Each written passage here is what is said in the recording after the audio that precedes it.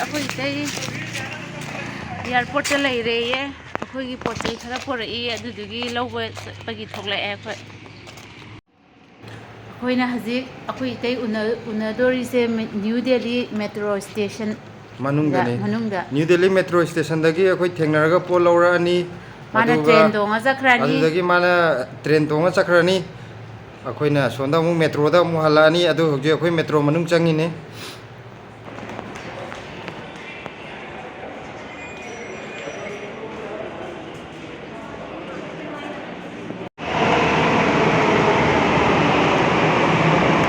adu nanate ha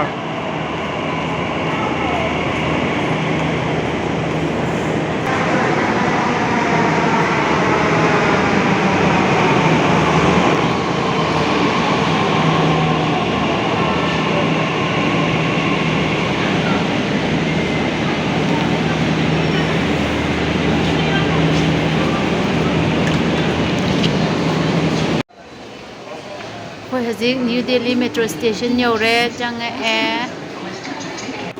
metro dei tholaga akhoi station kaino rom da mapal rom da tholai to si khongun tari ji sigi ama yellow color jina akhoi na tongai ji yellow line metro ne ba adu hoji orange ama utkibuduna kaino oideba metro sindari kaino ki airport ki metro line oideba akhoi hoji yaure airport kaino thengna sidai de swai de thengna doine sidai mi miyam thongna ije airport lom dei lakpa kanggu ne ba sigi marakta yaubri yengaje yaudra na akhoi swai da nga ngai tare chu nang kana no ngai ri ja kana ngai no ha ha phone do da layo sonda hairo kana ngai no ngai ne hayo kana hairo ta de dilen ba hore khoi akhoi huji yengo sidai da dilen bai changje si mathak sida mu tonga ka khat khrani moeni aduga maton dawraga sidai amu kumdar kaduine sumai tor akhoi huji din kan leli sidai da masam ngai boina si tong baje isa de yamna hainadaba ma tong ni khanbada tong dabadi yadaba sida chatabdi yadaba du tong ni khanbada yam tanbado kakhatpaga kumdhabaga se kumdhabana kharpai kakhalakpuje skeletor tong bai raja skeletor tong gi amdadi si tong ni khanbada ayam talle akhoi di nungai khale si je ante aidi noina dum tong pai na aingonda anuba hajikti kaim khanbidre thirai laire hajikti yang akhoi din kulen je mi au bo mur din no ko de ne moi kaino kanggu jing ngobra na amuk tangana te si ahum mari anda thong chana matam leli ne ngai ba si ta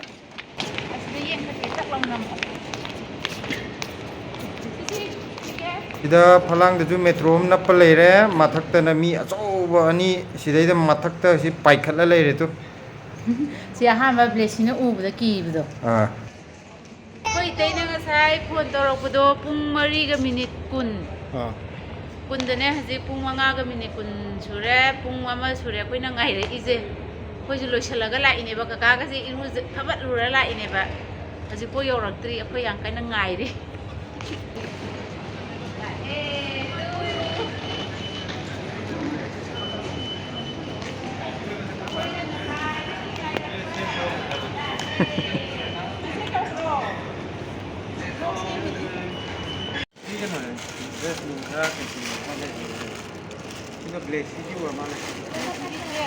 adu phakto ranu yumda dam taw aduga mi mamang tholaga na maron thou ya daw ikari ne pot ngakta oiraba kanom tawreda oidadi tamu kari pur chatoino naudi to oida pugini ko ana ki oja ni aro yaone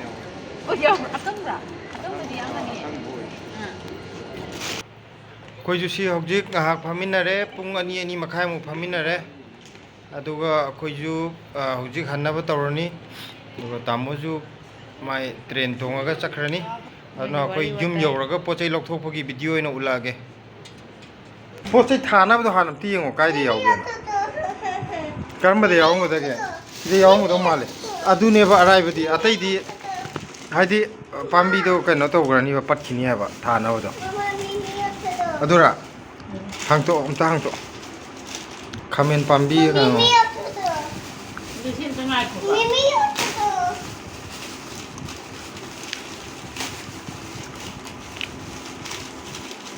Kem tông đồ mặn bro. Kem tông gì bà?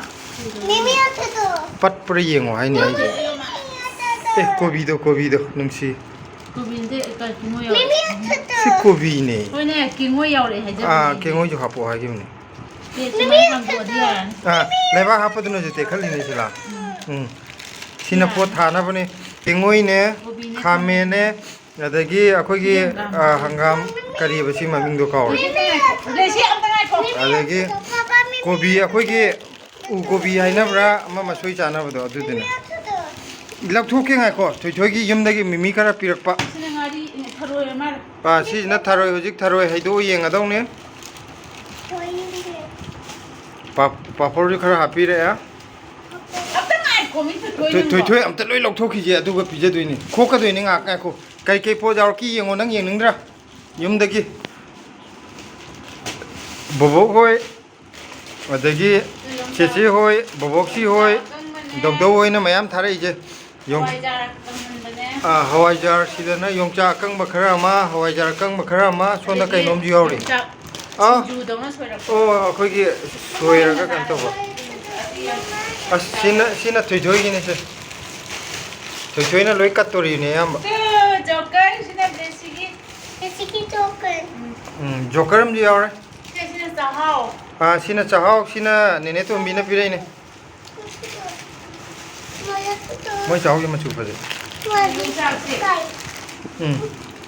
adagi yongchak se singju khotpa ya gi ni ya ba yaw ri sila fresh oiba ni kano yongchak de phaje sina mamagi mamanabina silagi mamanabina pirakpa ado moi ga hingonda pan bagi moi mayumda pan bagi oibagi khara fresh oiba sije natra di bazar dai lebo di thune ta losal lai siju lobdi lor kadore ju yumde helakoni na khara khene sina ukabi atawba sina dogdoga bobok si gagi ayai buga tawga sida ngaje kokpai ka gidana ba thuna haido dragati omjal lakpaduga dagi sida sari ba changjiga tin changa ka sise keji makhai da sine jalli keji makhai am da nga manga challe taruk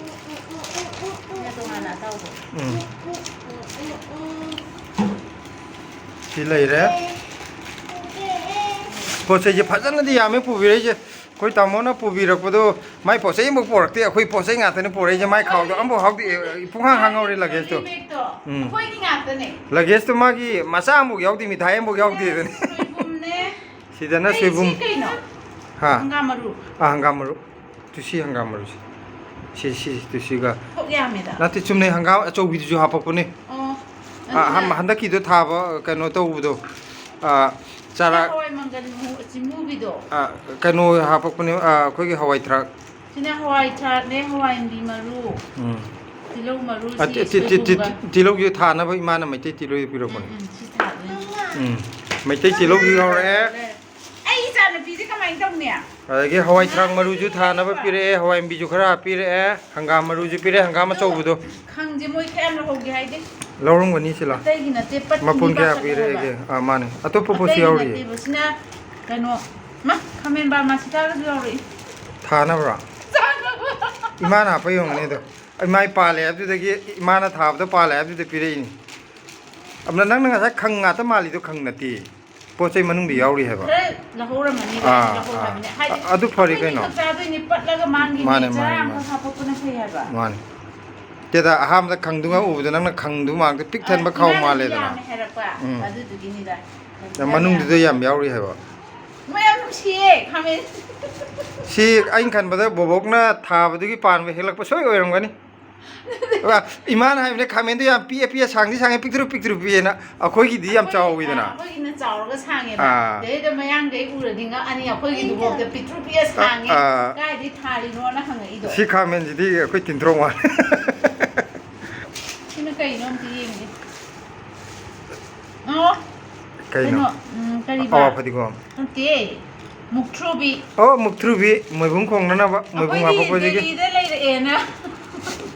de lai bagi ꯊꯥꯏꯅ ꯑꯩꯅ ꯃꯤꯉꯣꯟꯗ ꯁꯤꯗꯕꯗꯣ ꯑꯩ ꯑꯣꯏꯅ ꯑꯣꯏꯔꯦ ꯁꯤꯅ ꯑꯋꯥ ꯐꯗꯤꯒꯣꯝ ꯁꯤꯅ ꯑꯋꯥ ꯐꯗꯤꯒꯣꯝꯁꯤ ꯕꯣꯕꯣꯛꯅ ꯍꯥꯞꯄꯛꯏꯅꯦ ꯑꯩꯈꯣꯏꯒꯤ ꯃꯌꯥꯝ ꯍꯧꯋꯦꯅ ꯑꯩꯈꯣꯏ ꯁꯤꯗꯁꯨ ꯃꯆꯥ ꯃꯆꯥꯕꯨꯗꯤ ꯍꯧꯔꯦꯕ ꯃꯌꯥꯝ ꯆꯥꯎꯕ ꯋꯥꯠꯄ ꯄꯤꯕꯅꯤꯅ ꯌꯨꯝꯗꯒꯤ ꯍꯧꯖꯤꯛ ꯆꯥꯅꯕ ꯑꯣꯏꯅ ꯈꯔ ꯍꯥꯞꯄꯤꯔꯛꯑꯣꯅ ꯍꯥꯞꯄꯛꯄꯅꯤ ꯑꯁꯅꯤꯁꯦ ꯑꯗꯒꯤ ꯅꯣꯡꯃꯪꯈꯥ ꯁꯤ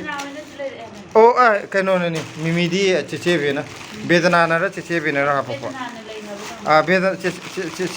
ꯆꯦꯆꯦ ꯕꯦꯗꯅꯥꯅ ꯂꯩꯔꯛꯄ ꯃꯤꯃꯤꯁꯤꯗꯤ ꯑꯗꯨꯒ ꯁꯤ ꯕꯣꯕꯣꯛꯅ ꯀꯪꯍꯜꯂꯦ ꯍꯥꯏꯒꯨꯝ ꯇꯧꯕꯅꯤ ꯁꯤ ꯅꯣꯡꯃꯪꯈꯥ ꯃꯄꯥꯟꯁꯦ ꯕꯣꯕꯣꯛꯅ ꯀꯪꯍꯟꯕ ꯃꯤꯃꯤ ꯌꯥꯝꯅ ꯃꯔꯨ ꯑꯣꯏꯕ ꯑꯃꯁꯨ ꯂꯩꯔꯦ ꯉꯥꯔꯤꯒ ꯉꯥꯔꯤ ꯊꯣꯏꯗꯤꯡ ꯑꯗꯒꯤ ꯀꯩꯅꯣꯒ ꯀꯪꯂꯥꯌꯦꯟ ꯑꯁ ꯀꯪꯂꯥꯌꯦꯟꯗꯨꯅꯤ ꯀꯪꯂꯥꯌꯦꯟꯁꯤ ꯏꯔꯣꯜꯂꯒ ꯌꯦꯔꯨꯝ ꯑꯃ ꯍꯧꯔ ꯆꯥꯕꯗꯤ ꯂꯣꯏꯔꯦ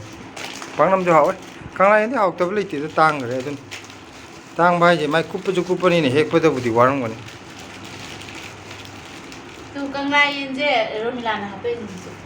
ꯅꯪ ꯅꯃꯥꯟꯅꯕꯤꯗꯣ ꯑꯦꯁ ꯌꯣꯡꯆꯥꯛ ꯄꯤꯔꯛꯄꯗꯨꯁꯨ ꯃꯥ ꯅꯠꯇ꯭ꯔꯣ ꯍꯣꯏ ꯌꯣꯡꯆꯥꯛ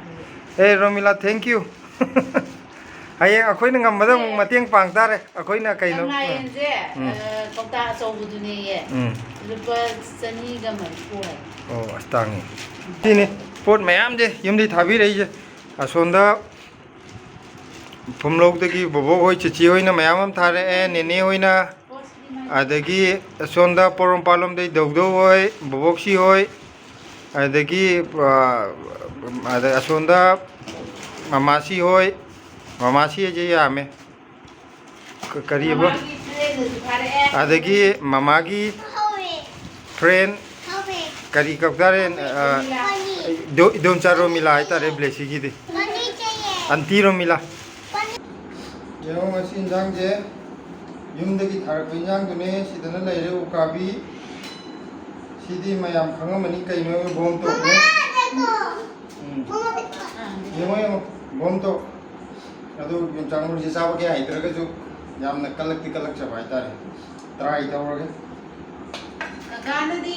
ꯃꯥ ꯌꯣꯡꯆꯥꯛ ꯁꯤꯡꯖꯨ ꯆꯥꯅꯤꯡꯕꯖꯥꯠꯅꯦ ꯑꯩꯅ ꯉꯝꯗ꯭ꯔꯦ ꯑꯩꯅ ꯏꯔꯣꯜꯂꯁꯦ ꯑꯩꯅ ꯁꯤꯡꯖꯨ ꯄꯥꯝꯕ ꯁꯤꯂꯥꯅ ꯑꯃꯨꯛ ꯏꯔꯣꯟꯕ ꯄꯥꯝꯕ ꯑꯩꯅ ꯌꯣꯡꯆꯥꯛ ꯃꯔꯨ ꯆꯥꯕ ꯍꯩꯇꯕ ꯁꯤꯡꯖꯨꯔꯣꯝꯗ ꯑꯩ ꯄꯥꯝꯕ ꯁꯤ ꯈꯨꯂꯪꯒꯥꯡꯒꯤ ꯕꯣꯝ ꯑꯃ ꯇꯧꯔꯛꯑꯣꯕꯤꯔ ꯀꯩꯅꯣ ꯕꯣꯝ ꯍꯥꯞꯄ ꯆꯥꯗꯣꯏꯅꯦ ꯁꯤꯗ ꯕꯣꯝ ꯑꯃ ꯌꯥꯎꯔꯦ ꯀꯃꯥꯏꯅ ꯇꯧꯒꯦ ꯌꯦꯡꯒꯦ ꯕꯣꯝꯁꯦ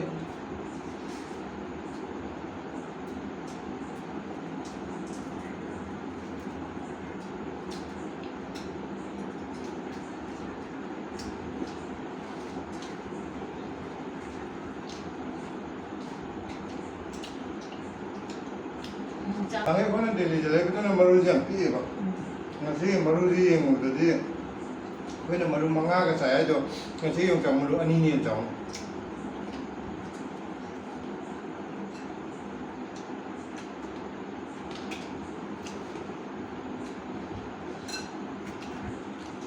उपाय लेते मैं आऊँगा सीधे यमदे पोची लाखों ने मीना का दौरे योंचांग मुर्गे सीधे यार ये हम चाह कर है ये मंगा यावे ngam mudri yang try tawre ya si yoंचांग मुर्गे मंगा ये चाव yam चाव ni na ba du mi cha ni na yam di pam jaw ba de maru ma ha pa ge chaw ni no chaw yam